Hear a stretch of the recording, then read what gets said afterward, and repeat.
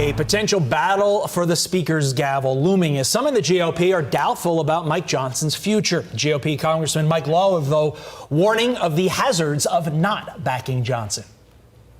These folks are playing with fire, and if they think they're somehow going to get a more conservative speaker, they're kidding themselves. We can't get anything done unless we have a speaker, including certifying President Trump's election on January 6th. We absolutely do not need a fight over the speakership.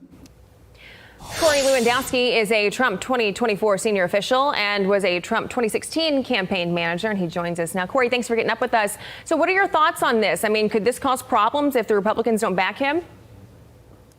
Well, I think it's very simple. Mike Johnson is going to be the next Speaker of the House. I believe that Donald Trump is going to support him as the next Speaker of the House.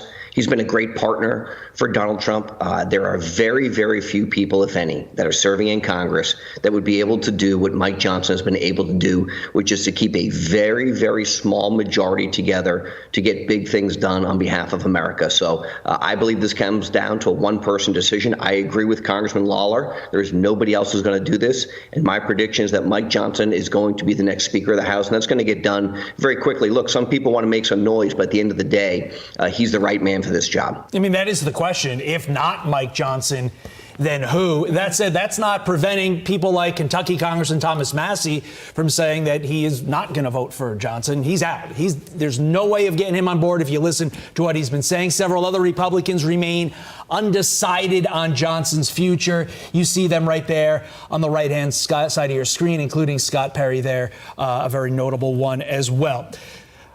In your first answer, you kind of give the sense that Speaker Johnson is going to be reelected. But should we, maybe not fully, but partially prepare ourselves for a President Chuck Grassley, which is how the succession plan goes if Trump ultimately is not certified and sworn in by January 20th? Because that's quite a name to be in the presidency there, Corey. Well, listen, I have enormous respect for the longest-serving U.S. senator in our country, Chuck Grassley, right now, the Senate pro tem. But the reality is this. Donald Trump is going to be sworn in. The Republicans understand what's at stake here.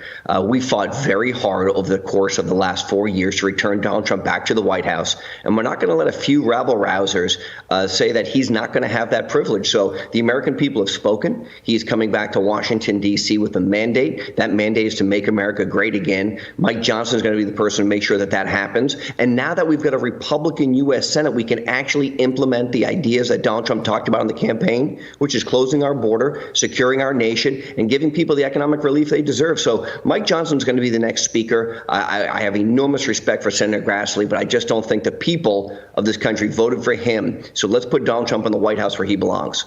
Corey, let's talk about some billionaires now. They're cozying up to Trump with seven-figure donations to his inauguration after previously feuding with him. The president-elect received million-dollar donations from Amazon's Jeff Bezos, Meta's Mark Zuckerberg, and OpenAI's Sam Altman. I mean, this is really no shock to me. I'm sure it isn't to anybody else either. But isn't this what we want in a president? Is someone who feuds with people in the past and can have open dialogue and talk to them in the future?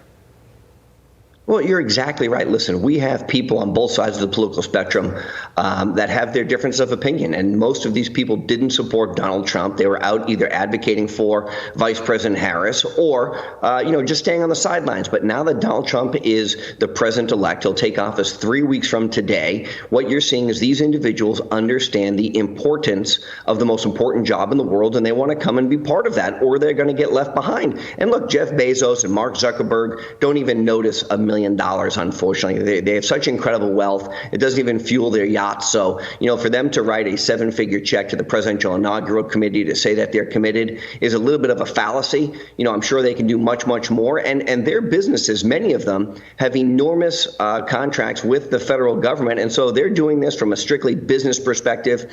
We know what their real position is. We're happy that they're on the team, but let's not pretend that they're fans of Donald Trump all of a sudden. Mm-hmm. I think that's an important clarification. They are clearly clearly doing this to curry favor in the most sort of unintrusive way possible. Here's $1 million, to your point, Corey. It matters nothing to them. But that said, it's good to see everybody kind of getting under the tent, maybe not fully under the tent, but at least 1 foot in. Yeah, I mean, Bezos' wedding to Lauren Sanchez, like $600 million in Aspen. That's a drop in the hat. He denied it. He denied it. Corey Lewandowski, we appreciate your time. I'm Steve Ducey. I'm Brian Kilmeade. And I'm Ainsley Earhart. And click here to subscribe to the Fox News YouTube page to catch our hottest interviews and most compelling analysis.